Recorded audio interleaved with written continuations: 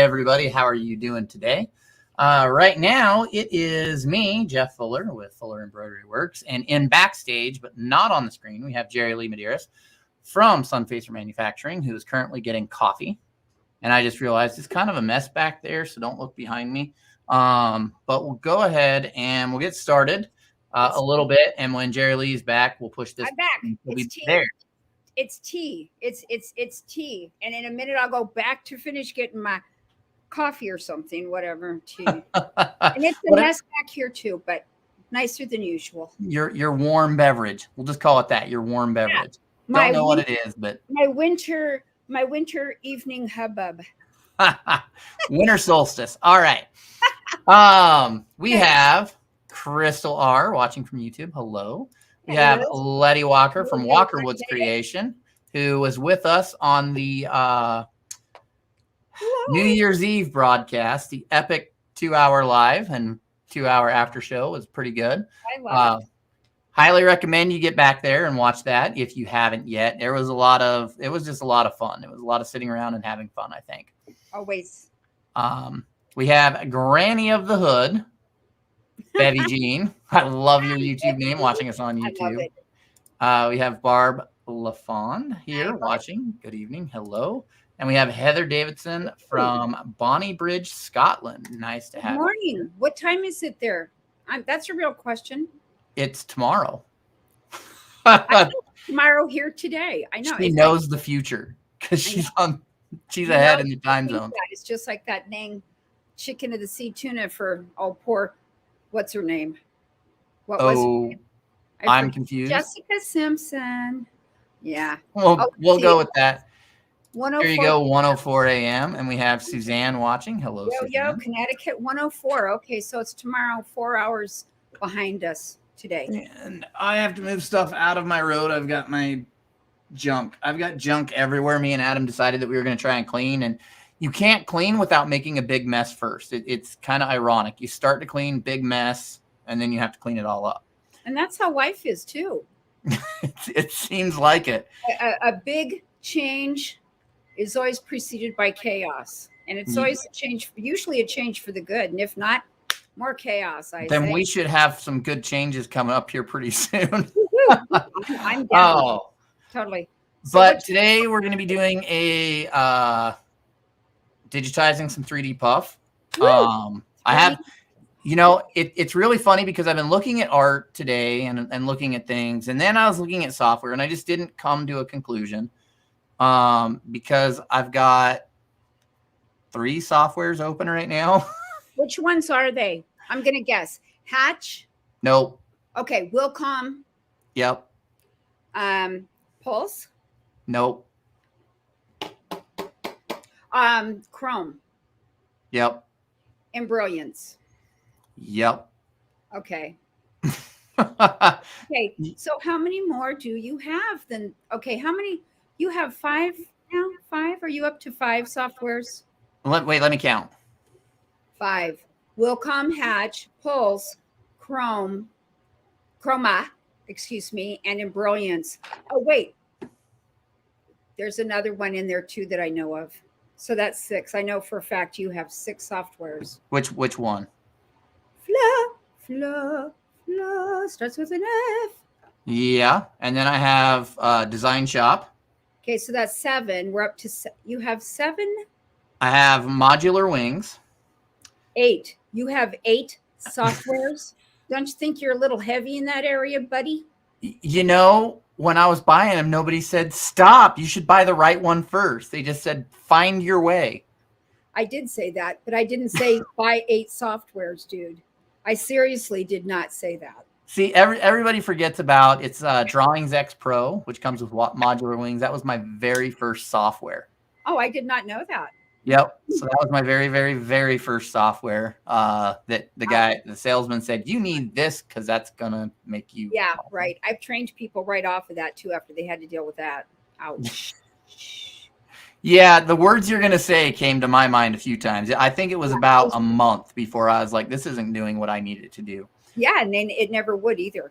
So I'll tell you what, Jiffy, since you have 7 more softwares to get us through, and I have a cup of tea to go doctor so that I can come back all happy about that business. You want to catch some comments while I drop out? Yeah, okay. I'll do that. We'll kick you out. Ha ha ha! Kicked out. She's gonna go get the whatever warm drink she has. We have Suzanne here. True. We have Gary. Hello from Richardson, Texas, and I wish all happy New Year as well to you. Suzanne, I was just gonna say wings. Yep. So Drawings X Pro comes with a version of modular wings. There you go. And Heather, I have 2 plus Photoshop. It seems like software collections seem to be the thing, and I actually traded one in to get Wilcom, so I used to have one more, maybe 2 more, but I just didn't. I got tired of having so many softwares that I didn't use, so I tried to pare it down to the ones that I actually do use, and that's kind of my current list that I have. But today we were looking at digitizing a 3D puff live. I will probably do it in Wilcom since I can easily copy and paste from Corel directly into it because it is integrated with Corel. And that's this where I came up with the text. The text that I have is going to be on my screen here. So let me go ahead and share my screen so you guys can see it. And there, nope, it didn't come up. Add to stream. There we go. So it's just a simple straight word.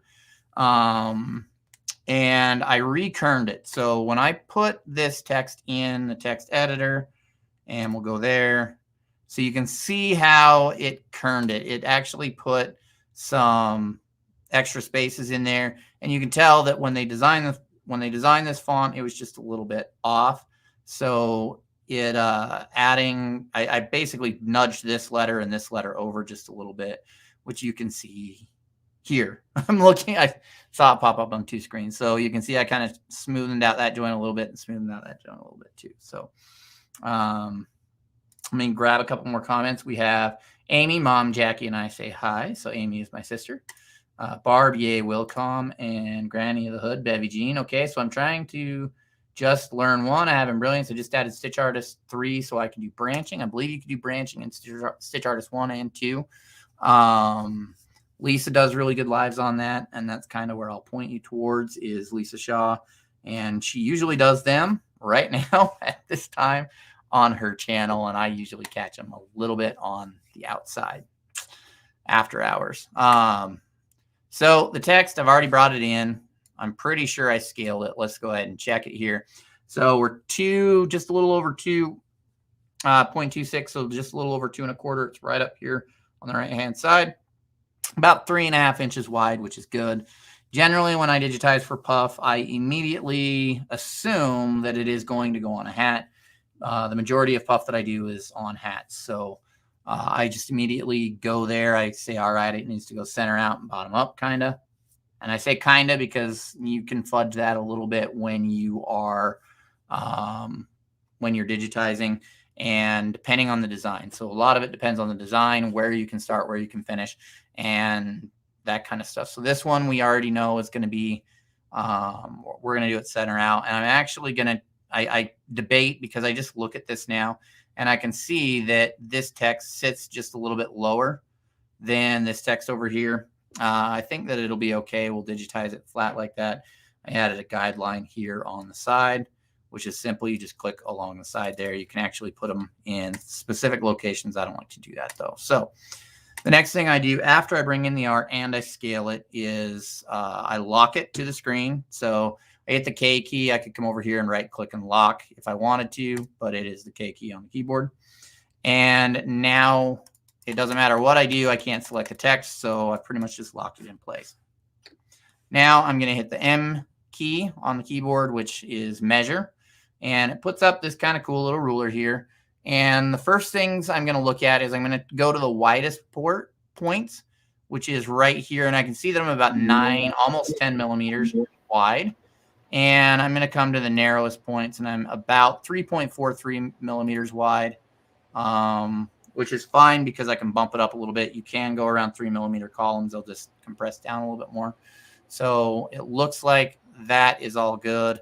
And I'm definitely going to try and smooth it out a little bit because this is it looks a lot better as a font.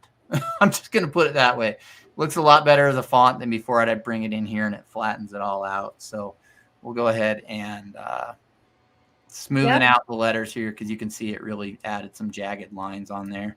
Can I ask what you mean by that?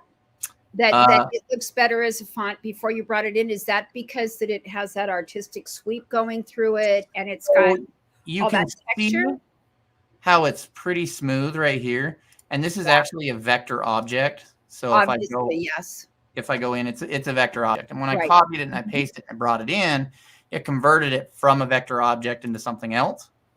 And so you can see we've got the kind of pixelated lines coming through here. That's interesting. Why would it do that? These are questions that I think are really important to people who may have this same issue. And by the way, thank you for pointing out the hotkeys. That's the quickest way to be able to digitize. It's really nice to use those shortcuts, and it's nice that you're pointing those out. But why would it? What other thing did it turn it into? Real question. I wish I had an answer. I really do. As when you say what is it then? We can go ahead and explore it just a little bit. So it looks like it's a vector outline with a vector fill is what it assigned it. Oh, so it's actually in two pieces. So somehow this is a two-part design, this font. Is that right? Is that what I'm hearing? So it was a true type font that I just brought over. Sometimes when it does that, it adds, like, you can see that it added the roughness to it. And when we go into node edit, you can see, I can guarantee there's not that many nodes in here. So it does that sometimes. Okay. And I have absolutely no idea why. I don't like it. What if you took out the line? What if you took out the line? Because I see that one is a line and one is a fill. What if you took out the line? Because it seems to me that since it's in two pieces, that actually, and you've got all those nodes, all those anchor points that have been jammed in there, that somehow an outline has been assigned to the fill. And so that's where I'm trying to get to. Is that what's going on here? Has an outline been assigned and that's what's created? So I just pulled the outline off of the eye. Okay. And you can see it didn't really fix it. Okay, so could you turn on your anchors, please, and show us the dots again? Whoa. Then what's the point of the outline? My guess is it's just what it converted it to when it brought it over. Okay. These are questions. I don't know if that's a bug in the program or something in the TrueType font, but it's good to know that exists so that when people bring something in and it's not one object, but now suddenly two, they know what to do with it. And see, sometimes when I do this, I'll actually take a snip or a screenshot of the vector and bring it in because I can get smoother lines that way. That's interesting. I like that idea. Yeah, I can see that because you're not converting. You're not taking that like what a lot of people do is auto convert from vector to a fill or to a satin or to whatever stitch type they want. You're not doing that. You're actually going to digitize it. Yeah, and I'm not a big fan of converting. Like if I converted this from a vector to a stitch file, we'd have so many nodes it wouldn't even be funny. Where if I can just manually digitize it and we can simple it up quite a bit. So I guess that'd be a personal preference thing. But yeah, that's cool. I tend not to digitize convert vectors. This I is separate from the R and it breaks right here. Yeah. Where when we're digitizing it, we're actually going to want it to break right here. And so the amount of time people spend after they auto digitize a letter or a word or any piece of art, the amount of time that they spend trying to edit it to get it to turn out the way they want versus just manually digitizing it in the first place is astronomical. They would just save time if they would manually digitize it. And they would. And I think that's a great point. The reason that I ever have used vector artwork is because the lines are so clean and I can blow it up to whatever and I don't have a pixelated background. I'm not dealing with that jagged edge thing from a JPEG. But I also want to point out something else, and that is, I don't know if Wilcom has it, but in Pulse, there are recipes, okay? And so it seemed like every time, for me, what I did is I set my master program to always be at very specific settings on the very few things that I did, because every time I was going into these files that were generated by the software, And I kept adjusting them, which is just like what you're saying on using vector and converting it. It's like just start clean at the first, and the success is theirs. I mean, there to be yours. So we have the default settings here, and we can actually change they call it a fabric type, which will adjust some of the settings, and we can actually save. You can save your settings as favorites and put them on a bar up here, so you can just click on it and it'll adjust things. But generally, when I bring in a file like this, the first thing I do is I grab my tools and I come in and I change them to what they're actually going to be for the majority of the design. And that's how I get started. And now I already know that the majority of my settings are there. I'm not going to have to mess with back and forth trying to figure out what's going on. I've got my settings, they're set, and I can just go with minimal adjustments moving on. So and that's excellent. That's a great way to start. Always start where you want to be instead of having to go back and keep touching. You don't want to keep going back and touching the same thing over and over and over again to get a good result. You want to start that way. Yeah. So in Wilcom, if you make those adjustments before you digitize an object, that sets it from that point forward, going to be that way. If you have something selected and you make the adjustments, it only applies it to that singular object. So I've got my puff density put in, which is roughly 0.16 is what I like to use. I've taken out the underlay completely, and so now we're ready to go ahead and start digitizing. Why don't we catch some comments first? Where did we stop off? At Gary, or with Suzanne or Heather? That's where we ended. Okay. The very last one, Suzanne says, I like Wilcom the best. Okay. So right then. I was keeping on top of the comments while you were gone because it's easier to pull up comments than it is to digitize live. Shh, don't tell anybody. I won't, I swear. And we're going to edit that right out. Yeah. Oh, wait, hang on. We have a spammer. One moment. Let me block this human or bot or whatever. Nail both of them. Yep. Okay, you're gone. So the next thing I'm going to do is I'm going to come up here and I'm going to adjust my run stitch roughly to 5 millimeters. Anywhere from 5 to 7 is what I like to do. Because remember, we're on puff, and so we want to make sure that we're not compressing that foam down as much as we have to. I take off my variable run length because I want to make sure that I have nice long stitches, and I'm going to keep them very inset from the outside edge so I don't have to worry about them going on the outside. Nice. Now we'll go ahead and start. So looking at this, center out. Everybody says center out, bottom up. For this one, I'm going to look at it and I'm kind of pathing in my mind, how am I going to handle this? So looking at this directly, the first thing I'm going to do is I'm going to put a bridge right here and I'm going to come up and around and cap it. And then I'm going to come back to this point. And then I can come over here and I can cap, and I can come over here and I can cap it, and I can put a bridge here and then come back and go that way.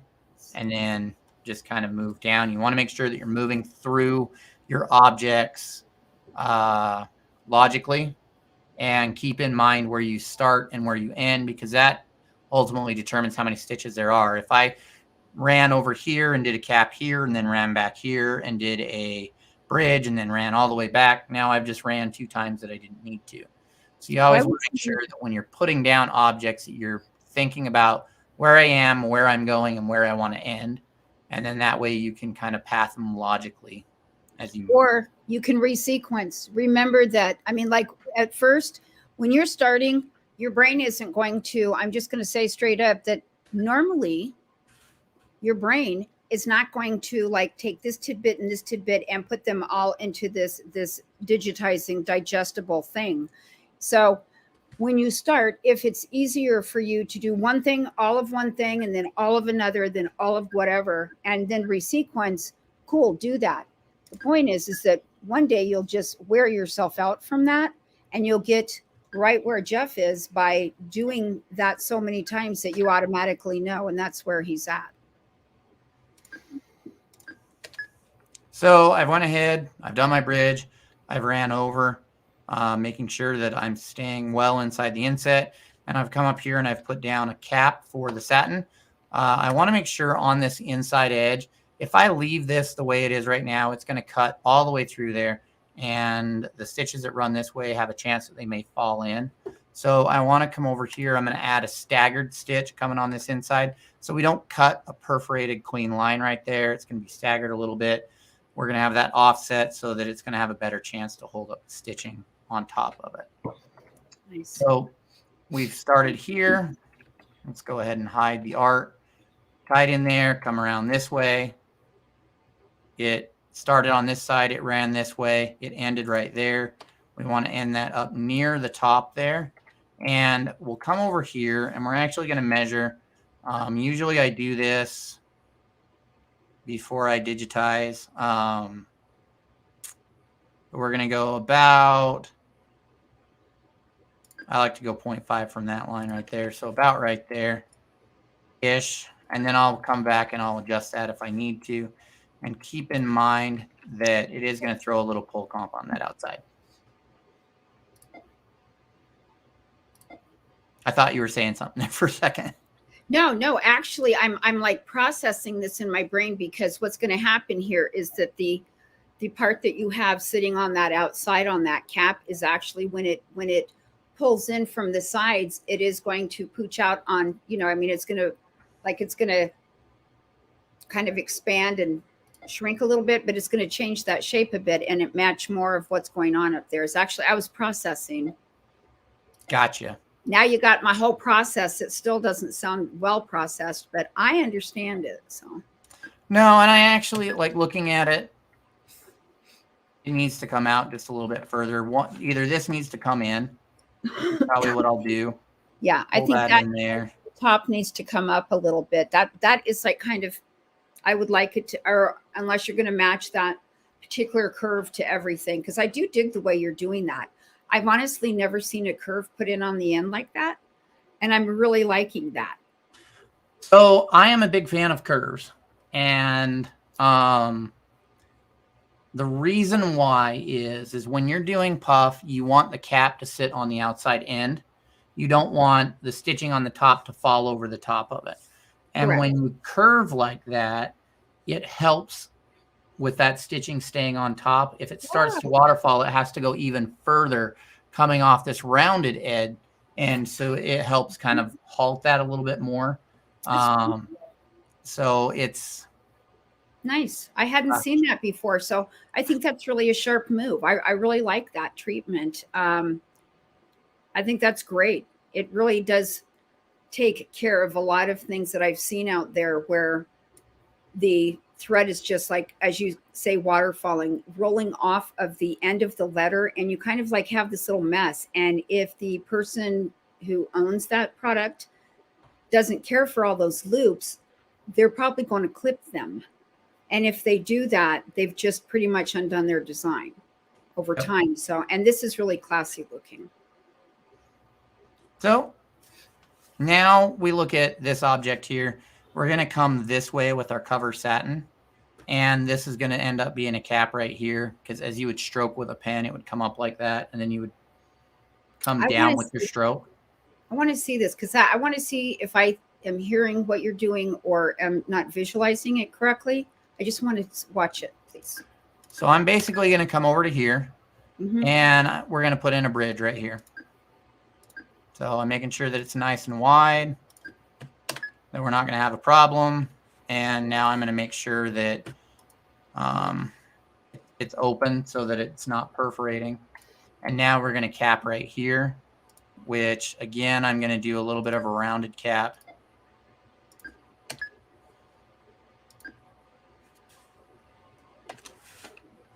Get my hand on the keyboard there.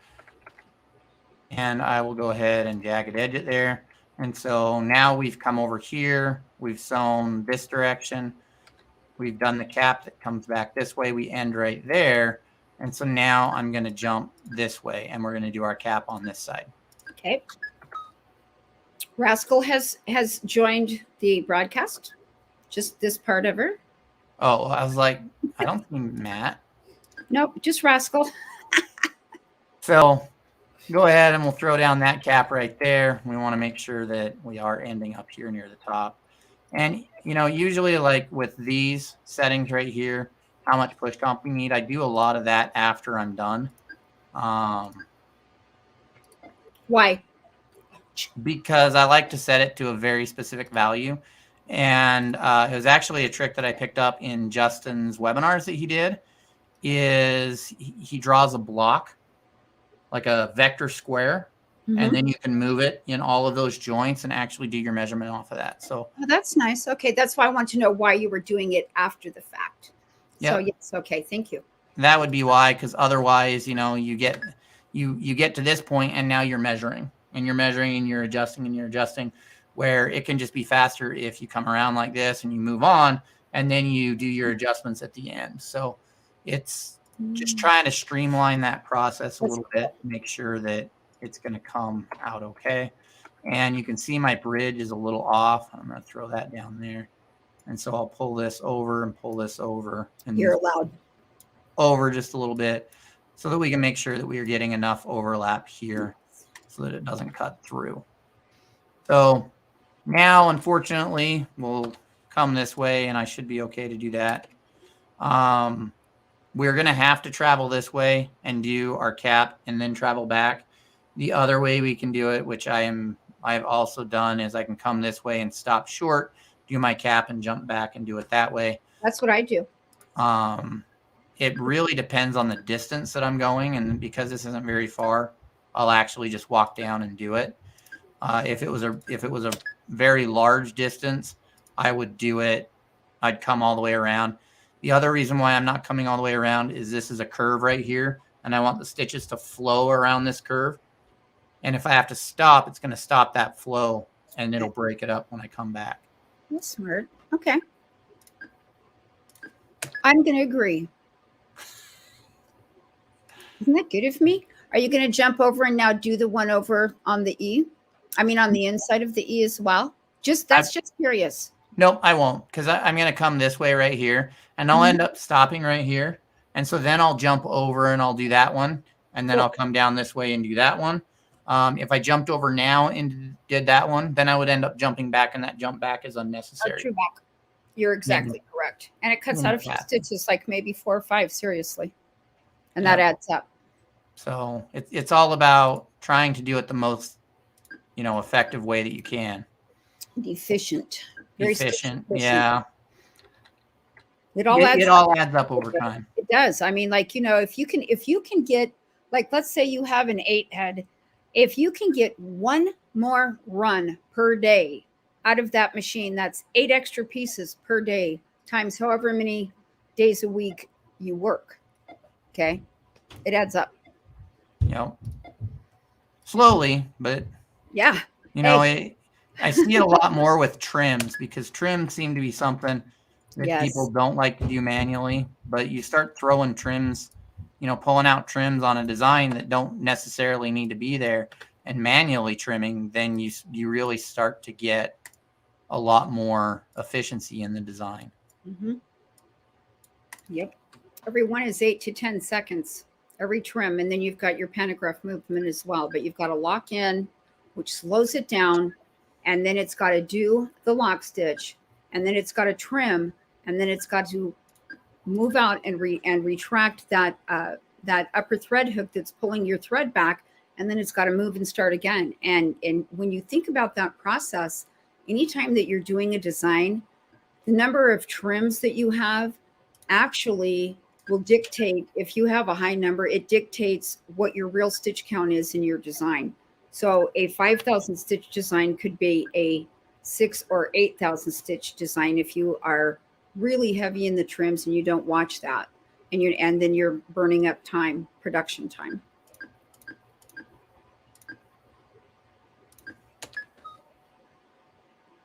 Not a whole lot of questions from the audience. Let me precursor that with from the audience. Would anybody does anybody have anything to say? No? Report? They're all gonna disagree with me. Jeff, you're doing it wrong. No. No, you're doing great. I like the way that you're explaining, and that, it's really nice to be able to address these things that are in this design that's pretty common out there. And Puff is making a huge resurgence, in my personal opinion. I've just really seen it coming back, and bigger, bolder, and better than it was so very long ago. Oh, you got another one to nuke. Yeah, that's all right. Here, I'm on that. And I'll get the other one that'll show up in just a second. So we'll go ahead and drop right about there. Yep. And that actually comes out just a little bit too far. So we'll tuck these ends in and bring this in a little bit. I want to make sure that I'm throwing enough over the edges of these that I don't bump one on the outside, because that's a lot of times when you see puff that people have problems with or it doesn't look good, it's that it's something underneath that's popped out. It's not necessarily that they digitized it wrong or that it doesn't look good. And it's the same with text too, like small text. It's underlay poking out. People go, my text looks horrible. And it's because something popped out from underneath the cover stitches that that makes it look like there was something wrong on the machine, or, there's a million things. Well, I want to point out something too that you're doing on here that you're doing very naturally.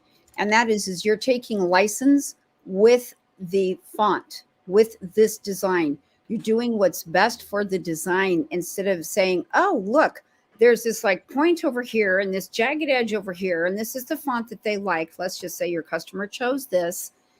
This is what makes the design run best. And this is like every time that something goes off of the machine and onto somebody's garment or hat or whatever it is, that's your company walking out the door. They're representing you.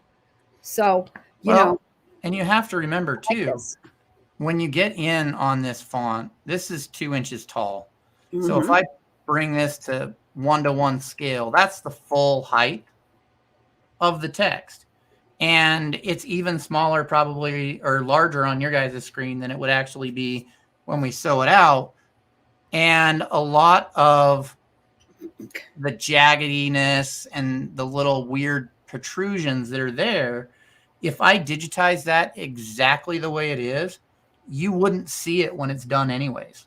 It's going to soften out and it's going to look a lot more like this. So why not make the design run better, take out nodes, and reduce your density? Because, when we turn a corner, this inside corner here, it's maintaining my target density on the outside edge. It certainly is. And so it's cramming the stitches there along the center even closer, which is why it throws through some short stitches in there, is because it's trying to maintain the targeted density on the outside edge and not the inside edge. So when you really turn a tight corner, this is where your needle breaks are going to happen. If you turn that corner too tight, you're going to get needle breaks, and it's going to be every single run.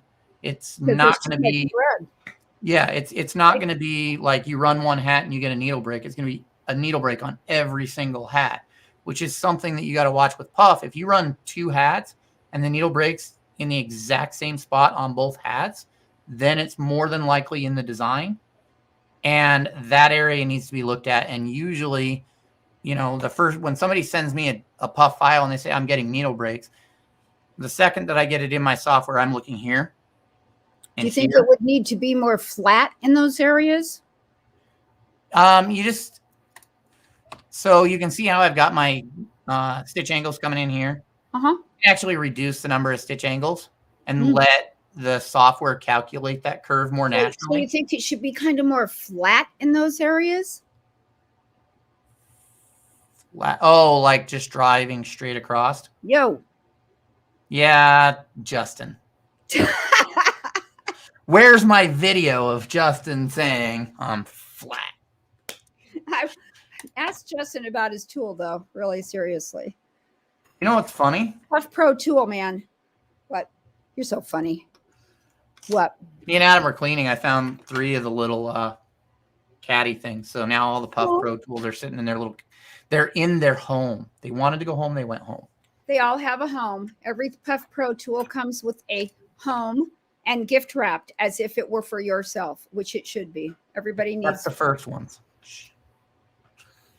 They're all wonderful. All right. So I'm going to find humor in this. Letty does not find us humorous tonight. She wants more seriousness. Let's get to it. So I went ahead and rounded this corner off. We could follow that, but okay, let's follow that. At what point does it become jagged? You want a jagged? I honestly think if people realized how much their text and art is actually edited when it comes to the digitizer, they'd be shocked. Probably, but it depends on what their background is. Like if they're in graphics, they would be utterly insulted. Yeah. I mean, but yeah, they would. Yeah, they would. But people are often like very surprised at how much goes into the design process. Like what you are doing naturally would bend other people's brains, you know. So if this isn't what they do. So let's go ahead and we'll resequence that. So I changed it so that it's going to sew this bridge first, and then it's going to jump over and do the cap.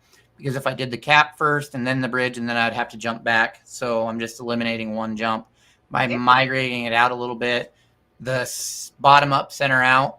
This is one of those times that you make that exclusion because we're not traveling very far. It doesn't really matter if I tie in right here or I tie in right here.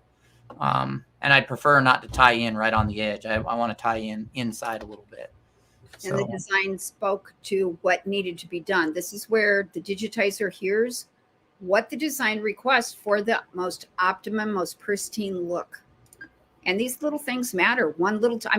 All these little things add up. This is why it's an art, not just to go hurry up and, auto digitize.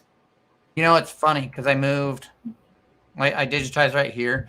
And I was watching when you digitize in Wilcom, you can see your stitch width. Fun, yes. Coming right there. And so as I came across from here to here, I heard in my mind ka-chunk because I started going a little bit over 10 millimeters, and I could already hear my machine cycling because it's going to hit that and it's going to ka-chunk on me. Yeah. So you back up, I bet. What's the width now? The width of those stitches right now are, if we come from that one to that one, we're 10.7. So it might not ka-chunk, but I'd put money on the ka-chunk side. You can do it still, though. I mean, it'll do it. It'll be fine. Yeah. It's just the sound of you sitting at your desk doing something. You hear that fire off on your machine and you whip around and go, oh, yeah, it's in the design. Yeah, but it's momentary because that is a pretty small one. But that eye is a little wide on top also. So you're probably going to hear more than one little cut chunk. Yep. I like to stick around 10 and stay under 11. I'm okay with a ka-chunk or two ka-chunks in a design. But if my entire puff design, every stitch is that, it's going to drive me up the wall and I'm not going to be able to sit at my machine and watch it. Some dude is coming in. I don't know who Moldo is. I don't know. Do you think we should block him? No, I know that guy. Do you? I heard he's Canadian or something. Canadian. He's Canadian. That's what it is. Hey, Mike, how are you? Glad you could make it. He loves the ka-chunk life. Yep, that's what we all do, huh? He's coming back under any name. A rose is a Moldo. All right, so we're gonna drop right about there, come across. See that right there is too wide. Yeah, it's 11.63 millimeters. And you have to keep in mind when you're doing this, this is my stitch width that it's reading to me is 11.78. When we'll drop another couple of stitches right there. It's adding 0.2 of pull comp on each end. Yeah. So this stitch is likely going to be just over 12 millimeters. It's going to trim. Yep. So it's going to want to trim. It might not. Trims. What the heck happened, Jerry Lee? Throw on your trims there and let's see if that's what it wants. Well, it won't show it here. It'll happen on the machine. Oh, see, in Pulse, when you throw that on, it will actually show you that. Yeah, it doesn't do it until I hit like almost 30 millimeters. That'll actually show a trim because I can manually. Interesting. And see there, it won't render. That makes no sense to the stitches. And then when I bring it closer, now it's going to render the stitches. Question: what are your jagged settings for those end caps, please? So the jagged is I do a 3 millimeter range, the roughness too. You can set which side it is. So if I click that, and I add the jagged edge and it's on the wrong side, I can tell it to jagged edge the other side. I tend to stick with this default. Sometimes if I'm running into an issue where I've got two, and we're going to go over it on the eye here, where I'm going to have two caps that are going to be really, really close to each other, that I need to shorten up that jagged edge so that they don't actually bleed out to the outside on the other side. So it just kind of depends on the situation, but 99% of the time I stick with the default settings there. And this actually needs to come out just a little bit. We've got a few comments. Justin lives his life one ka-chunk at a time. So I believe he's probably referring to you guys' puff off throwdown that's coming up, and we'll leave that there. Okay. I used an auto digitizer in the US a few years ago, but he had problems with Hebrew text. He got upset at all the corrections I had him do. Won't speak to me anymore. Yep, that's life, hey? Let's see. And will combine changes to an obvious jump when it's over that certain length and makes the line dotted. Yes, sometimes it'll give you a clue. So that would be here. I just pointed at my screen with my hand. Okay, can you show us, please? But if you look, let me finish this column because I am rolling up it right now. You're funny. But if you come over to right here, we have our auto split. So if I turn on auto split here, when it gets over 7 millimeters, it's going to drop a line. Oh, yeah. And that looks, yeah. Because we're doing puff, you know, if this was going to be worn, I want that line dropped in there because I don't want it to be too loopy and get snagged. But where it's puff, it's okay to not have the auto split because generally it's worn on a hat. If it was on a sweatshirt, I'd go a little bit narrower, but on a hat, it's not going to get handled like it's going to, it will if it was a shirt. So, which is the beauty of the whole puff thing too, is because you can take that really long satin stitch and really get your foam under there. And then you can stack on top of that, like we have in the upcoming puff off throwdown of 2022. I keep hearing about that, but I don't know. I don't know if it'll happen this year. You're one half of the puff off crew. So I know, but I don't know if it'll happen this year. I might be busy. Yeah, whatever. I'm not buying it. Mike has an idea. He's going to make us all, do you even ka-chunk, bro? And make you guys wear it. And apparently he's going to put some things on there as well. So we're going to start marketing that any moment, I'm pretty sure. You know what's funny is I would wear that shirt. Mike, I think you heard it here first. All right. So we digitized. We came up here. Our satin worked its way up. We did our left cap and then we did our right cap. And now I'm going to cut back this way. It really doesn't matter on this. I could do my left one and then my right one, or my right one and then my left one. I mean, we're moving it all about, and we can turn around and do the hook. Yeah, I mean, we're moving about an inch. It's not like it's going to be the end of the world if it's not exactly moving in the correct direction. I don't think he's going to allow you to wear that shirt because he ain't making it. That's what I'm getting out of that. Little does he know, I've got my own vinyl cutter. Whoa, whoa, whoa! Do I hear a crew set coming up? I made this shirt. You did not make this shirt. You're right, I didn't. No, Justin's crew did. Shh. Don't give them credit. It was all. He's going to make me another too. Woo, we got that. I left my auto split turned on. Now I've got to check my objects because I changed it when I didn't have anything selected. We started putting auto splits in. So now that I don't have anything selected, I need to take off the auto split. And now we've got that looks really because sweet. According to reliable sources out there in the world, in Iowa, we don't dot our I's. Who says so? The most ridiculous center of the universe caca I've ever heard. You've never heard that in Iowa we don't dot our I's? We cross our T's, but we don't dot our I's. Is that what's going on back there? I gotta come back there and smack some corn stalks around, obviously. What are you doing? Oh. Potatoes? You know, if you're ever sending a file to somebody and you want to make sure that they're actually going to look at the file before they run it, don't dot the I's. Is this like, did you accidentally make that mistake and just decided to turn that into a positive? Accidentally on purpose? No, just accidentally. No, just on purpose. Oh my God, you're terrible. Oh, we might be getting that shirt after all. We might know some. Oh, you know, we could. Ooh, we want that. Do that. Star. We do like that. That's my favorite. I use that for animal eyes and also the center of flowers. And it works really well on small text too. It does. It does. It's really sweet. I like the way that it just goes. Without the dot, it looks like Fuhr. Yep.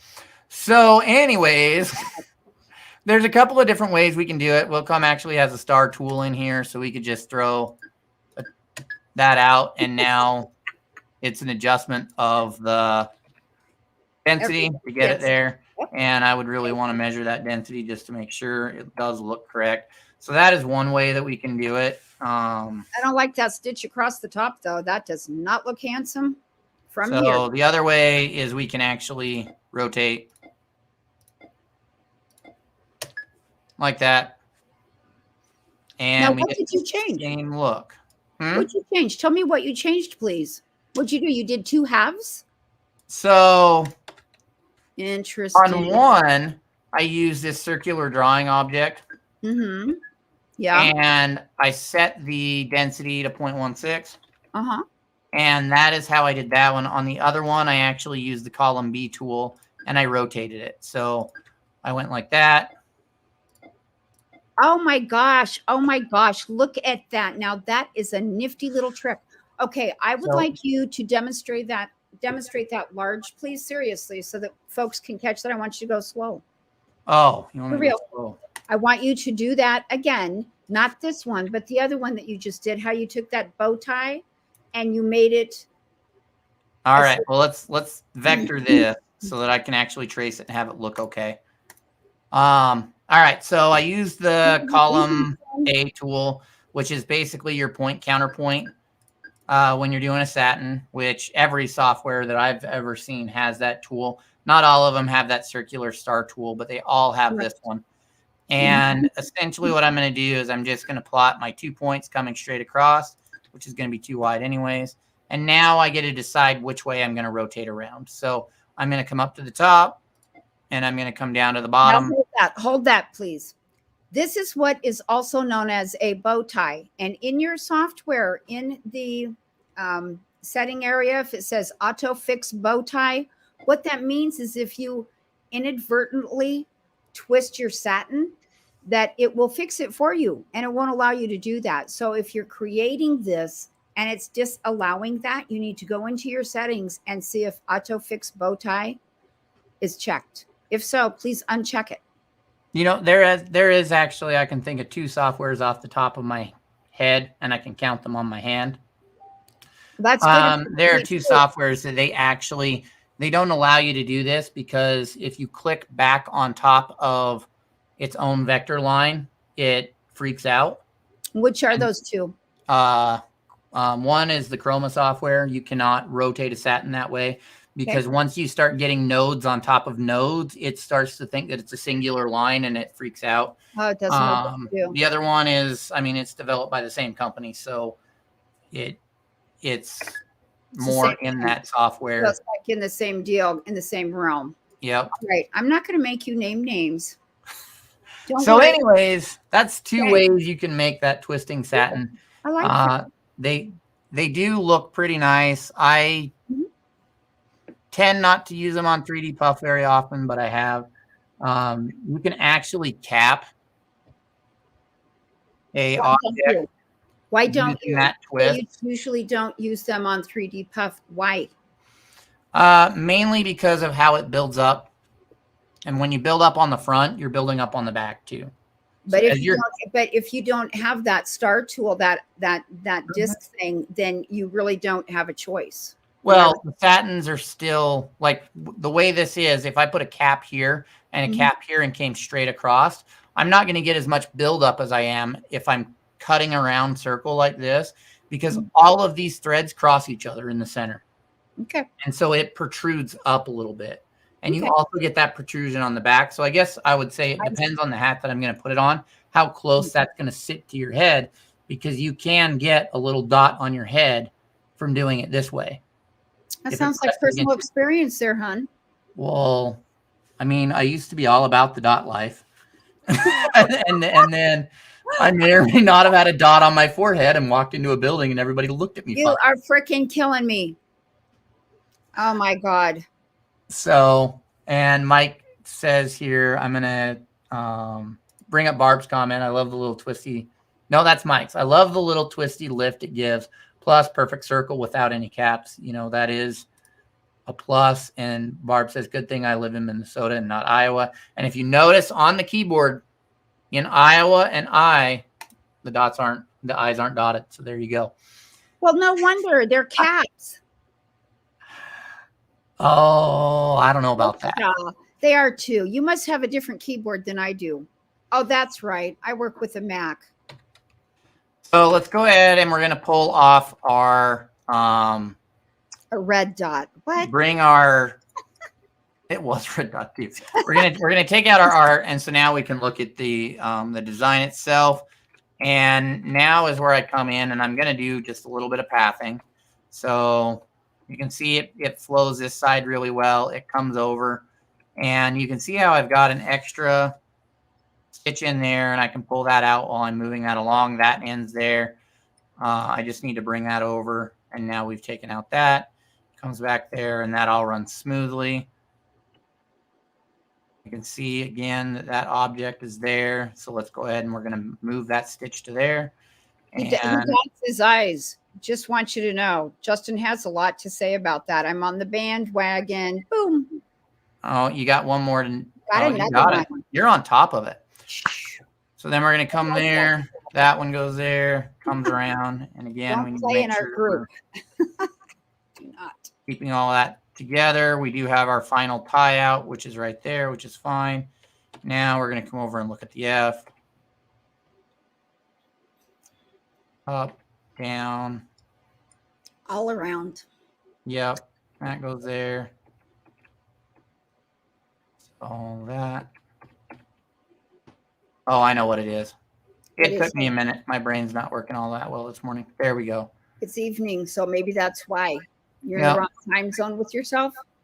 I am. And I'm going to point out something here that this software does that is kind of mildly annoying sometimes.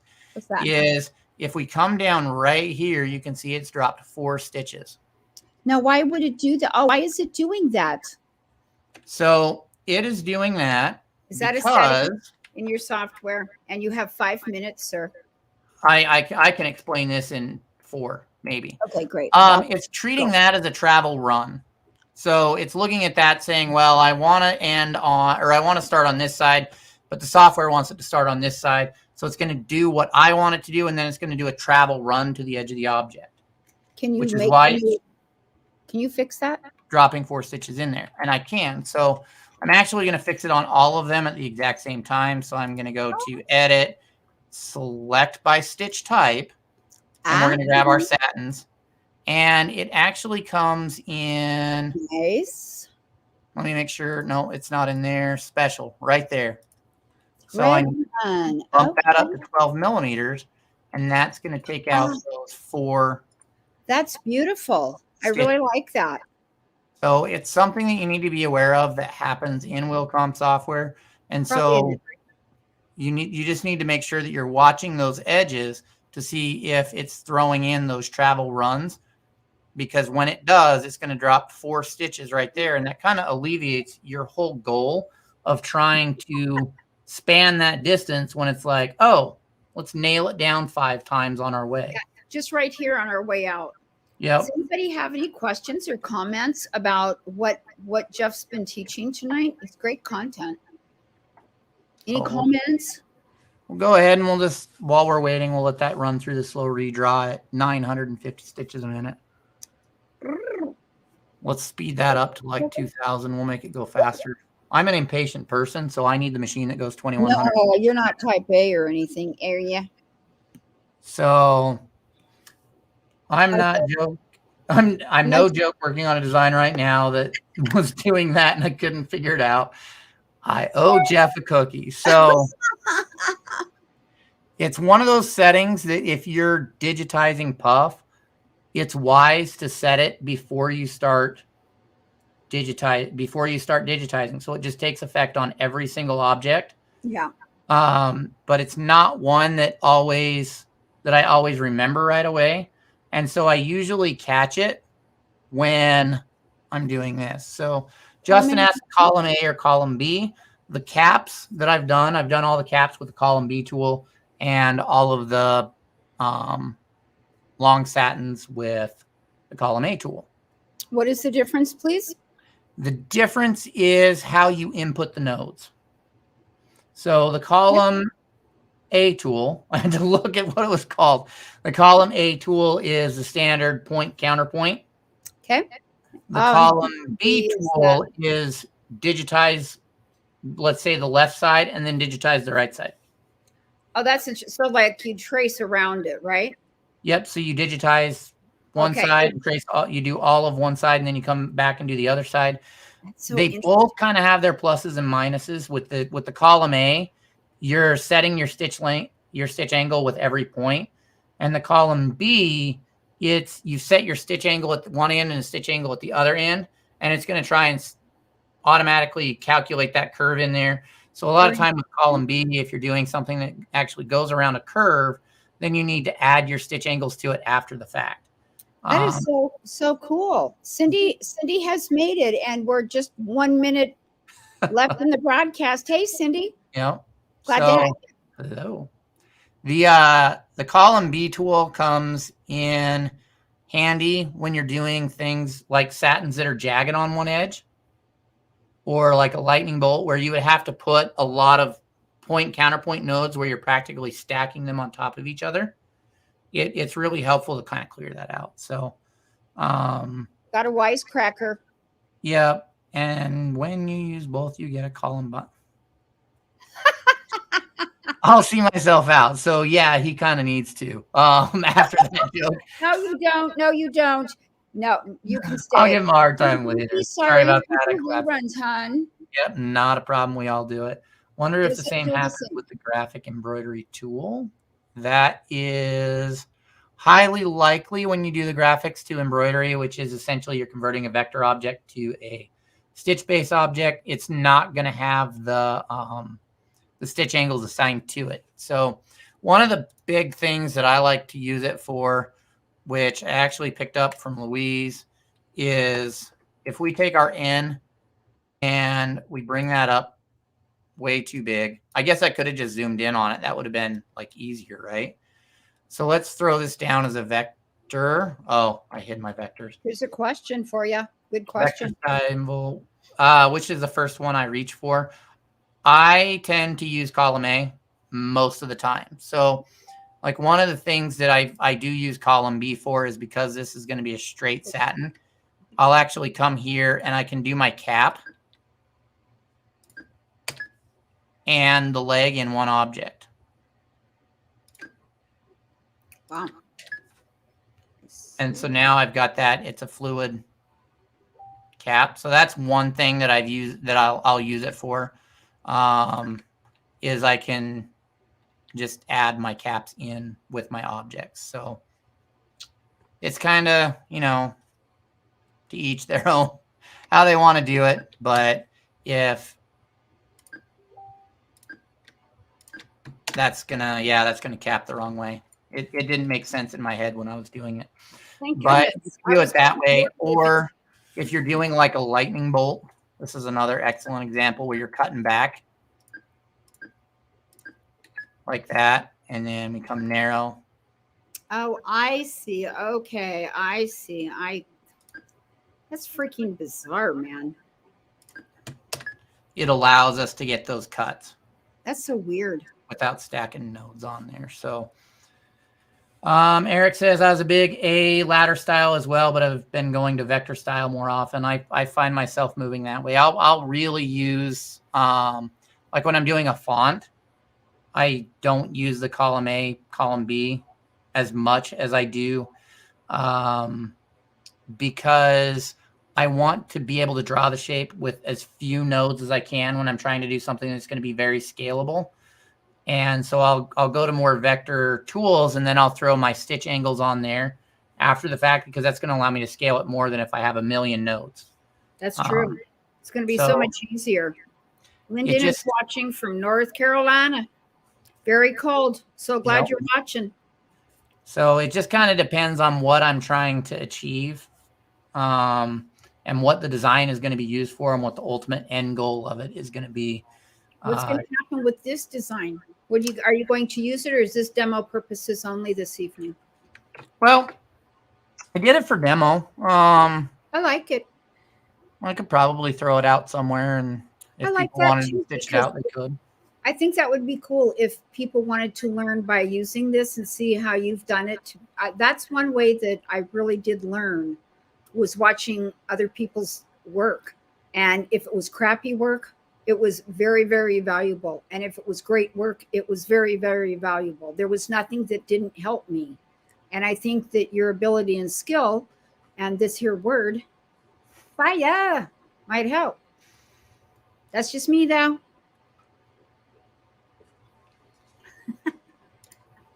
Same here. The more scalable, the more perfect placement of nodes comes up. Assets for scaling and reuse need to be clean.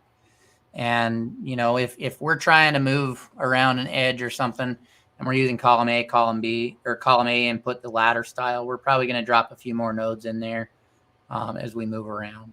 And so I tend to, it just depends on what my end goal is ultimately. But it's nice. You know what? It should be red. You've done a good job. You've done a good job tonight. Thank you. This was maybe not fire engine red. No, I think fire engine red is great. But you just going to keep changing colors here. I am notorious. I actually have to stop myself from zooming so much. Why? Because I tend to zoom out and zoom in a lot. Mm-hmm. And I'm focused on something that I'm looking at, particularly on my screen. And people that are watching me get dizzy with how much it goes in and out. Because they're not looking at the specific point that I look at. We got commentary from the Peanut Gallery in Tucson. That Peanut Gallery. Tina, thank you very much. I agree. Thank you very much. I hope you guys learned something, and at least have something that you can take out of it. If you guys want to learn more about 3D Puff, Justin is running a special on his 3D Puff webinars. I believe it's 25% off on all of his webinars. So that's the 3D Puffs, which all 3 of them were excellent. And if you want to learn how to even just sew it out on your machine, a lot of that, how to set it up, how to sew it out, how to clean it up is in number 1, as well as you get into the more digitizing the further you go. So those are all excellent webinars.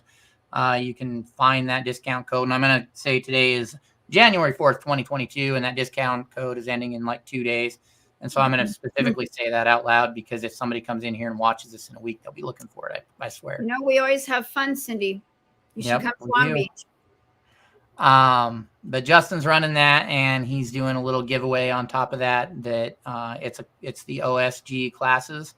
So there's a session of that's going to be that Justin's giving out to somebody who purchased his webinars during the sale period. So cool. That's going to be really excited. There's also another one that he's giving away to people who comment their New Year's resolution on the post in the Facebook group. So if you're not in the Embroidery Nerd group, please make sure that you go over to the group, request to join, and answer all of the questions and click on I agree.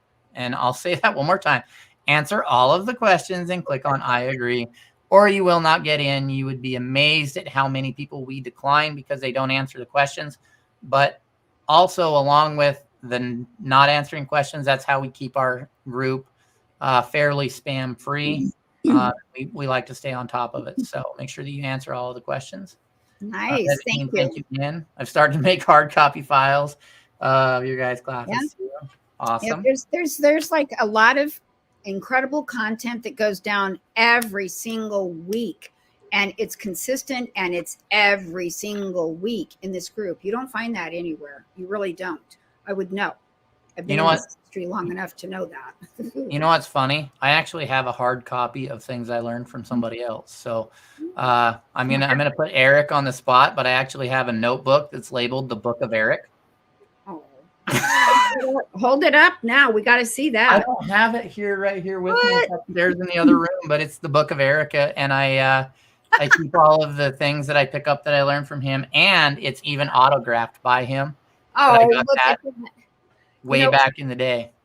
Did I ever tell you how I got the first autograph ever from out of Eric? The first autograph he ever put down. Did I ever tell you that little story? We're going to You close. did, and you know how when I went to go see him in class, you were like, ask him for his autograph. Yes, I'm serious. And I did, and I got it, and then I wrote on the inside of it, the Book of Eric. Yep. And That's funny. my notebook. When I see something that he writes online that I think is really valuable that I want to know later, That's I'll write it great. in there, and I'll make sure that I keep track of it because, ultimately, what we're doing now, what Justin does with his webinars, what Eric does every week with the Take Up, Yep. we're making a book. I mean, Several it's books. video, but it's essentially a book, and to It have is. it reference, like when I do pick up a piece of information, I write down the information that I wanted to get out of it, and then I write down where I found it, whether or not it was a magazine article, a video, and if it's a video, I write down the time mark that I got it, so that when I'm going back through my notes, if I ever question something, I know where to go back to the original source so that I can reference that Talk information. about intense prep and totally preparedness for life in general. Well, I mean, It's impressive. it's hard to learn this stuff.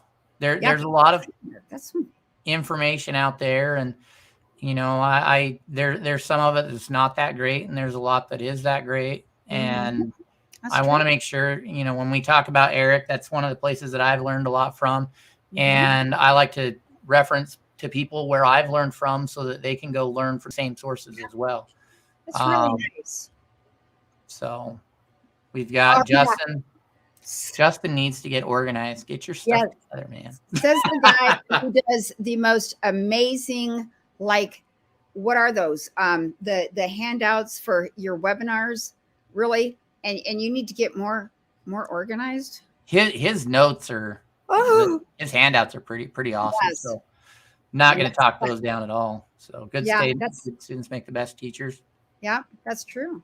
Yeah. Well, we're at 6:10, and I just want to thank you guys for spending another Tuesday evening with us. We really do enjoy these, and if there wasn't a you, there isn't an us. So we're really glad that there's a US, and that's you, all of us. Absolutely. So I guess that's everything that I have. We'll go ahead and pull up that one more comment here. That Justin's classes are excellent. I've sat through all of them, and he does a lot of information. So Barb asks, does Eric have a YouTube channel? He absolutely does. If you look for the Take Up on YouTube, and it should pull it up, or I believe you can just Google his name, Eric Campbell, ERICH, and YouTube, and it'll pull that up as well. And hopefully he's still in the comments and listening, and he can drop a link to that as well. Jerry Lee got it. Oh, we just tagged Eric. So that's his name. So that's how you spell it, ERICH. Yep. So if you won't find him. If you Google that, if you Google Eric Campbell, you're going to get a lot of stuff. I believe he has a website, ericcampbell.com, that you can also go through to find his YouTube channel. He does a show it's Friday, right? Every Friday called The Take Up. Every Friday, I think 1 p.m., isn't it? It might be 1 p.m. your time. It's 3:30 my p.m. because that's when Adam gets out of school. When Adam gets out, he starts. And so nice. I catch the beginning of it usually while I'm waiting to pick Adam up, and then we listen to it on the drive home. Well, thanks so much, guys. Yep, seriously, thank you. So with that, guys, that's all the announcements that I can think of at the top of my head. That I'm a little spacey at the moment, but that's all the announcements. So we have Jerry Lee Medeiros from Sunfacer Manufacturing, and I am Jeff Fuller from Fuller Embroidery Works. We're both here with Embroidery Nerd. The Nerd. And we would like to thank you guys for hanging out. Yep. Not